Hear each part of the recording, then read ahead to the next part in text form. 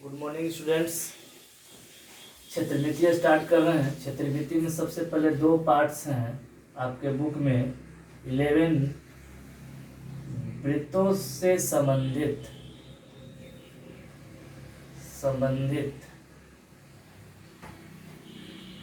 क्षेत्रफल,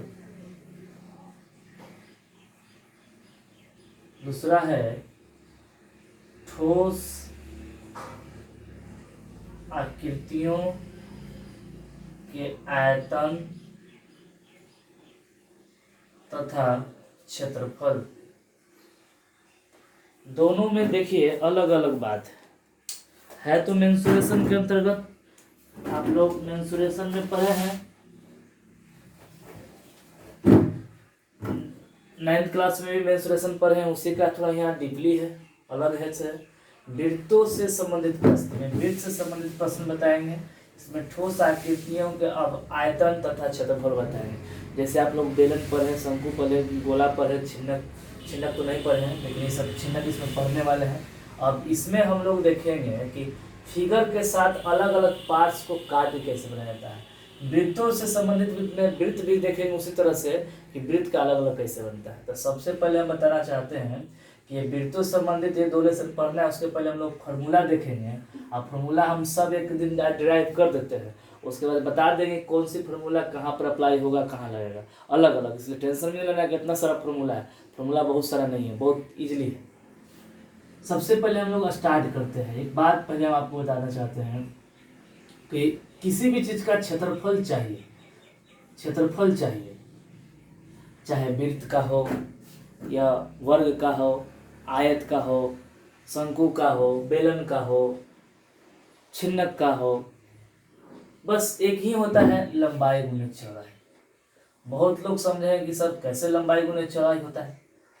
अब अलग बात है, उसके शेप, उसके आकार पर अलग अलग फॉर्मूले बनते हैं, अलग अलग तरीके बनते हैं, लेकिन मूल रूप से लंबाई गुने चौड़ाई ही होता है। इसे आपको हम दिखा सकते हैं। आयत को तो आप लोग कहने की जरूरत नहीं है। आयत को तो आप कह देंगे कि सर यही हो जाएगा आयत का लंबाई गुने चौड़ाई। अगर वर्ग का कह देंगे हम, वर्ग का क्षेत्रफल, तो वर्ग का क्षेत्रफल अभी क्या लंबाई गुने चौड़ाई, तो उसकी वर्ग में क्या होता है। अगर ये लंबाई है तो चौड़ाई भी ये होगा, तो ये गुने ये, डेट मीन्स ये स्क्वायर। चलिए आपको नया बात सिखाते हैं, वृत्त के बात करते हैं। वृत्त का क्षेत्रफल निकालना यदि होगा तो वृत्त, जो ये वृत्त है इसकी त्रिज्या r है और ये चक्कर काटता है पूरा, यानी कि लंबाई के रूप में किसके साथ, 180 डिग्री कोण के साथ। तो लंबाई के साथ r जाता है, यानी लंबाई के जगह पर पाई r हो जाएगा।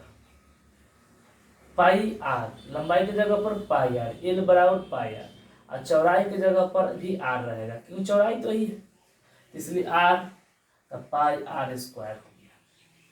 क्लियर है। वृत्त का क्षेत्रफल पाई r स्क्वायर। आओ जान लीजिएगा, पाई के मान आर्यभट्ट साहब ने अलग अलग मान दिए से 3.14, पाई के मान 22/7 दोनों दिए हैं। जहाँ जो कहेगा उसके अकॉर्डिंग हम लोग इस्तेमाल करेंगे, जैसा कि आप जानते हैं। तो वृत्त का क्षेत्रफल पाई r स्क्वायर। अब इसमें ऐसे जितना भी क्षेत्रफल है बस लंबाई गुने चौड़ाई। ज़्यादा एक्सप्लेनेशन, क्योंकि वीडियो बहुत बड़ा हो जाएगा, तो ज़्यादा एक्सप्लेनेशन करें तो एक्सप्लेनेशन तो करने के लिए बहुत कुछ है, तो इसलिए छोटा ही बना रहे हैं। आप क्लासरूम में इससे ज़्यादा एक्सप्लेनेशन करेंगे क्योंकि वीडियो बहुत बड़ा हो जाएगा। तो देखते हैं हम लोग वृत्त से संबंधित प्रश्न है। सबसे पहले हमको है कि वृत्त से संबंधित प्रश्न है, तो हम लोग पहले वृत्त के बारे में, उससे पहले एक चीज़ आप बताना चाहते हैं। क्षेत्रफल जैसे निकाले हैं उसी तरह से परिधि भी निकाल सकते हैं। जैसे आपको परिधि चाहिए वर्ग का, तो कोई अलग से रटने की जरूरत नहीं है, बस मैथ इज कंसेप्ट। मैथ बस कंसेप्ट से पढ़ा जाता है, उसको रटिएगा, याद कीजिएगा, भूल जाइएगा, बनाइएगा, फिर एकदम कंसेप्ट रखिए मैथ, क्योंकि मैथ दुनिया का सबसे आसान पेपर है, क्योंकि मैथ से आसान कोई पेपर होता ही नहीं।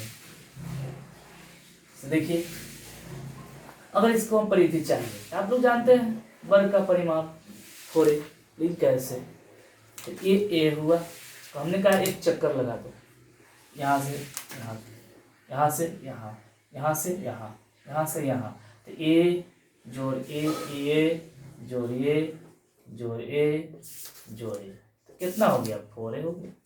ये वर्ग का परिमाप 4 है। अगर तब कहेगा सर ये तो वर्ग था आयत था, तो ना बता दीजिएगा 2l + b 2 × l + b आयत का कहेगा तो परिमाप। लेकिन वृत्त का कैसे निकाल के आप दिखा दीजिएगा, तो देखिए वृत्त का भी निकाल सकते हैं। तो देखिए पाई, एक चक्कर यहाँ से यहाँ तक लगाया, पाई किसके साथ, डी के साथ, तो पाई डी। अब पाई डी डी बराबर जानते हैं आप लोग, वृत्त का व्यास बराबर 2 × त्रिज्या, तो हो जाएगा 2r, तो हो गया 2 पाई आर। नहीं हुआ परिधि, किसी भी चीज का परिधि निकाल सकते हैं आप। त्रिभुज का परिधि देखते हैं ना, ये है, ये बी है, ये सी, इसका परिधि, त्रिभुज का परिमाप चाहिए, ए जोड़ बी जोड़ सी होता है, तो ये हो गया। अब हम लोग आयतन की बात करते हैं।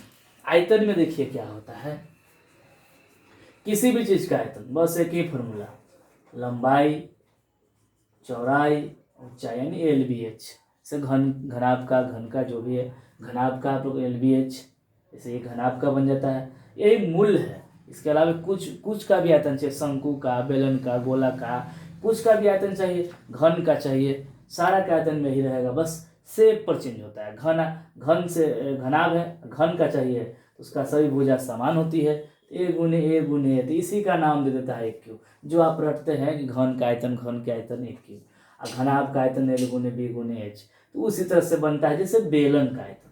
तो बेलन का शेप पर डिपेंड करता है, उसका आकार कैसा है, तो बेलनाकार इस तरह का, ये H है, ये R है, इसमें यहाँ तो पाई R गुने H, लंबाई चौड़ाई ऊंचाई, देख लीजिए पाई R² H, इसी में शंकु आ जाएगा, शंकु के बताएंगे। यानी सारा की चीज कंसेप्ट पर डिपेंड है, कहीं इफ बट नहीं करना है। मैथ को लेकर निगेटिव था, बहुत भारी होता है, इसको फेर में नहीं रहना है, एकदम इजी होता है मैथ। चलिए हम लोग ये तो बेसिक बता रहे थे कि कैसे हम लोग किसी भी क्षेत्रफल को, मात्र 3 चीज, क्षेत्रफल, लंबाई, चौड़ाई से, परिधि उसका एक चक्कर लगा दीजिए। अब द वर्ल्ड का परिधि निकालना है, तो द वर्ल्ड का शेप कैसा है, आयताकार है कि वर्गाकार है, बस दिमाग में ये रहना चाहिए, बस उसकी परिधि निकल जाएगी। अब आयतन चाहिए, तो लंबाई गुने चौड़ाई गुने ऊंचाई, तो ये तीनों इस तरह से निकलता है। तीनों हम इसी का बात करने जा रहे हैं, पूरे लेसन दोनों मेंसुरेशन में पढ़ेंगे। मेंसुरेशन तो आसान पेपर है, आराम से पढ़ेंगे, कोई टेंशन नहीं। नेक्स्ट देखेंगे,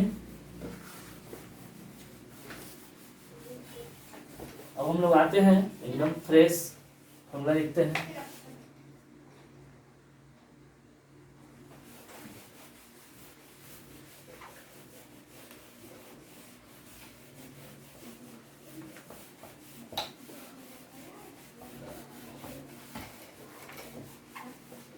बोर्ड पुराना है इसीलिए थोड़ा दिक्कत है, क्लीन नहीं दिख रहा है बोर्ड, वहाँ से लाना कोचिंग से बड़ा मुश्किल अभी है, इसलिए बोर्ड थोड़ा सा क्लियर नहीं है, थोड़ा सा परेशानी हो सकता है, लेकिन क्या कीजिएगा, क्लास बंद है, नहीं पढ़ रहे हैं तो उससे तो बेहतर है। बहुत लोग का शिकायत आ रहा है कि सर यूट्यूब पर या तो व्हाट्सएप पर कुछ समझ में नहीं आता है, तो कुछ नहीं आता है तो वो एक मैटर नहीं करता है, क्योंकि आप ना घर पर पढ़ रहे हैं तो क्या पढ़ रहे हैं, कुछ भी नहीं पढ़ रहे होंगे, तो कम से कम कुछ नहीं है तो थोड़ा सा ही है, कम से कम पढ़ तो रहे हैं, थोड़ा सा ही क्या पूरा पढ़िएगा, प्रॉब्लम नहीं होगा। और एक बात और बताना चाहते हैं, स्टार्टिंग के 2-3 क्लास में प्रॉब्लम हो सकती है, क्योंकि आदतें नहीं है और मुझे भी आदतें नहीं है कि ऑनलाइन पढ़ाने का, इसलिए हो सकता है। तो 2-3 क्लास के बाद या 2-3 वीडियो के बाद सही हो जाएगा। चलिए देखते हैं हम लोग सबसे पहले वृत्त। तो हम लोग पहले वृत्त की बात करते हैं, वृत्त की परिधि निकालते हैं। चलिए हम तरीका सिखा दिए, अब बीच बीच में बताना ठीक नहीं, इसलिए हम पहले ही बता दिए थे। क्या आप बीच बीच में बताना इसलिए ठीक नहीं है कि छोटा वीडियो बनाना, बहुत बड़ा वीडियो बनाना, बहुत वीडियो बड़ा बनेगा तो आपको देखने में परेशानी है, इसलिए ज़्यादा डीपली नहीं जा रहे हैं, मतलब और भी विस्तार बताने का तरीका है। परिधि त्रिज्या r है तो 2 पाई r हो जाएगा, यानी वृत्त का परिधि 2 पाई r। वृत्त का क्षेत्रफल पूछेगा तो पाई r²। ये त्रिज्या है, वृत्त की त्रिज्या सभी जगह समान होती है। वृत्त की सबसे बड़ी जीवा, ये सबको जीवा कहते हैं, ये सबसे बड़ी जीवा जो केंद्र से गुजरता है उसको हम लोग व्यास कहते हैं। ऑब्जेक्टिव क्वेश्चन में बनता है। तो वृत्त का क्षेत्रफल पाई आर स्क्वायर। चलिए अब इसी में बात आती है अर्धवृत्त। अर्धवृत्त देता है, अर्धवृत्त का आकार देता है। देखिए अर्धवृत्त का क्षेत्रफल अगर पूछ दे,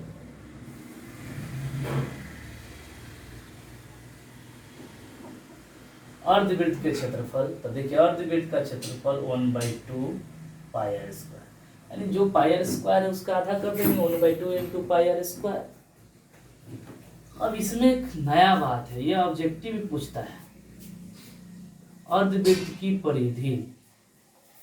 अर्धवृत्त की परिधि 2 पाई आर, तो आदमी क्या करता है 2 पाई आर है तो सीधे आधा कर देता है पाई आर, ऐसा नहीं, पाई आर तो होगा, आधा कर दिया, ये तो आधा के निकाल दिया, लेकिन ये जो है व्यास इसका भी तो एडिंग होगा ना यहाँ से। परिधि का मतलब होता है चक्कर, एक चक्कर यहाँ से यहाँ निकाल, पूरा लगाते तो 2 पाई आर लिखते, आधा लगाया तो पाई आर लिख दिया। तो ये वाला चक्कर, ये इतना सा हिस्सा जो है व्यास का, ये कौन लगाएगा, आप ही को लगा दें। ये डी है व्यास और डी बराबर 2 आर जानते हैं, यही 2 आर इसमें छूट जाता है। इसको आप बहुत से तरीके से लिखता है, कोई पाई आर प्लस डी लिखता है, कोई आर कॉमन ले लेता है, पाई प्लस 2 देता है, ऑब्जेक्टिव बनाने का तरीका है। तो इस तरह से अर्धवृत्त की परिधि हुई। क्लियर, दिक्कत नहीं है। चलिए उसके बाद हम लोग देखते हैं वृत्ताकार वलय का क्षेत्रफल। वृत्ताकार वलय का क्षेत्रफल, देखिए वृत्ताकार वलय का क्षेत्रफल हो या छल्ले का क्षेत्रफल हो या रिंग का क्षेत्रफल हो, सबका एक ही फॉर्मूला है। बता कह सकते हैं हम लोग फिगर में, इसको हम लोग ऐसा भी दिखा सकते हैं, पाई आर स्क्वायर माइनस आर, बड़ा आर स्क्वायर माइनस छोटा आर स्क्वायर। फिगर ये देखिए, ये है त्रिज्या, एक छोटा वृत्त लेते हैं, छोटका का त्रिज्या है आर, छोटा वाला वृत्त का आर, और बड़ा वाला के बड़ा वाला आर। इसीलिए इसका क्षेत्रफल कह सकते हैं बड़ा क्षेत्र पाई आर स्क्वायर माइनस छोटका pi are square, pi common ले लिया R square minus R square. इसको लोग हिसाब बनाने के लिए इस्तेमाल भी करते हैं, ए स्क्वायर माइनस बी पर बी स्क्वायर पर ए प्लस बी इंटू ए माइनस बी। क्लियर। उसके बाद एक बहुत अहम त्रिज्यखंड का क्षेत्रफल हम लोग देख जा रहे हैं, या त्रिज्यखंड की लंबाई कहिए, त्रिज्यखंड। इसका भी कारण, किसी भी फॉर्मूला का कोई ये नहीं कि रट जाना है, इसका भी कारण है त्रिज्यखंड की परिधि या लंबाई, लंबाई कहिए अच्छा रहेगा, θ/360 पाई आर स्क्वायर। दिख रहा है, नहीं दिख रहा है।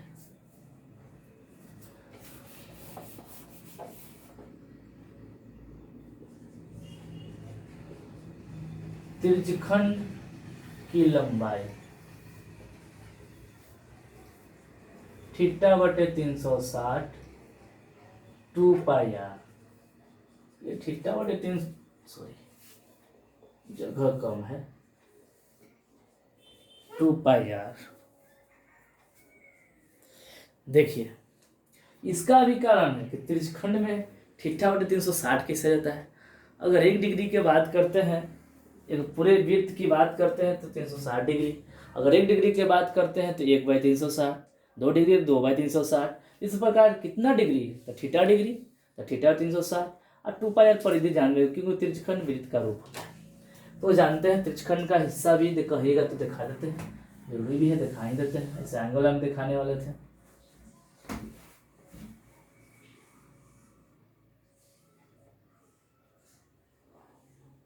ये त्रिज्यखंड का हिस्सा है। चलिए इसमें एक बहुत अहम बात है जो आपके एनसीईआरटी बुक में देता है, और बच्चे लोग को बड़ा दिक्कत होता है कि वृत्तखंड और त्रिज्यखंड क्या होता है। वृत्तखंड का क्षेत्रफल और त्रिज्यखंड का क्षेत्रफल में लोगों को फंसा देता है कि वृत्तखंड कैसे निकलेगा, त्रिज्यखंड कैसे निकलेगा। देखिए वृत्तखंड का क्षेत्रफल निकालने का तरीका है, वृत्तखंड कहे तो ये है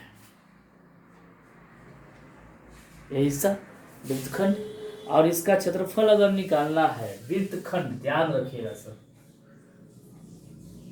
वृत्तखंड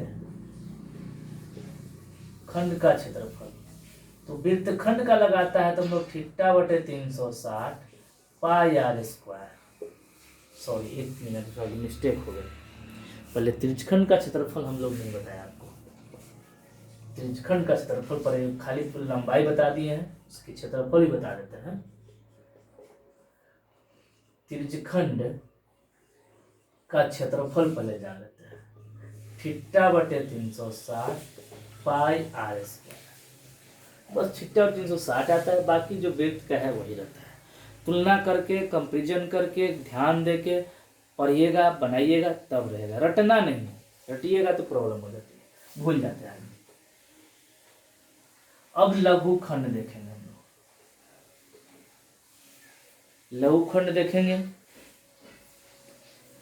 सॉरी वृत्तखंड दिखा देते उसके बाद लघुखंड दिखा देते। वृत्तखंड का क्षेत्रफल, वृत्तखंड का क्षेत्रफल देखते हैं तो देखिए सबसे बड़ी यहाँ पर फॉर्मूला दो तरह का एक्सप्लेन होता है, एक वृत्तखंड होता है, एक त्रिज्यखंड होता है। तो वृत्तखंड और त्रिज्यखंड क्या होता है पहले इसको हम लोग अच्छी तरह से जान जाए।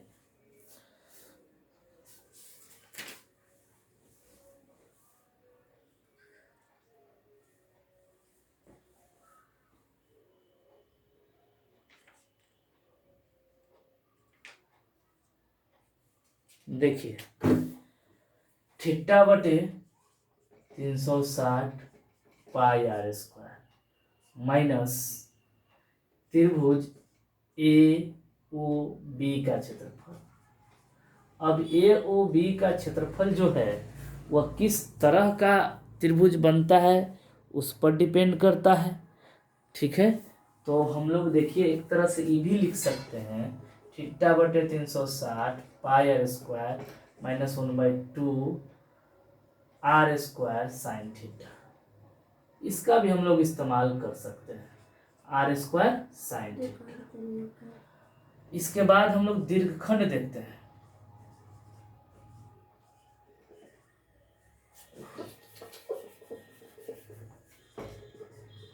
दीर्घखंड देखते हैं, दीर्घखंड में दीर्घखंड का क्षेत्रफल इक्वल टू वृत्त का क्षेत्रफल, जगह कम पड़ रहा है, वृत्त का क्षेत्रफल माइनस लघुखंड का क्षेत्रफल। लघुखंड भी लिख सकते हैं या वृत्तखंड भी लिख सकते हैं,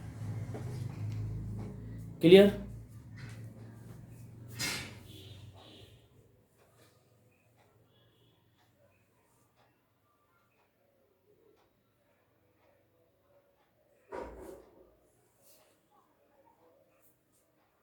ओके चलिए नेक्स्ट वीडियो में देखते हैं, अभी क्योंकि ख़त्म नहीं हुआ है, इसके बाद भी है।